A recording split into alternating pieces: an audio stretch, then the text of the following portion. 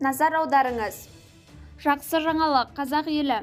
Саламатсыздар ма, құрметті көрермендер?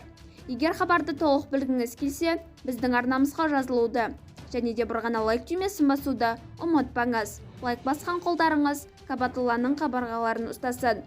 Мемлекет басшысының 2023 жылғы 29 наурыздағы 8-ші сайланған парламенттің бірінші сессиясының ашылуында берген тапсырмасы бойынша 2023 жылғы 1 шілдеден бастап МАСқ-тан мемлекеттік әлеуметтік жәрдемақылар мен әлеуметтік төлемдердің мөлшерін қосымша 14,5%-ға арттыру жоспарлануда.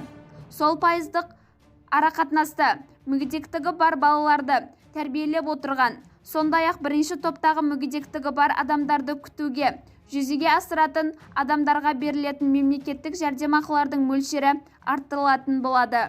Бізді бақылауды жалғастырыңыз. Арнамызға жазылып, бір ғана лайк түймесін басуды ұмытпаңыз. Сау саламат болыңыз.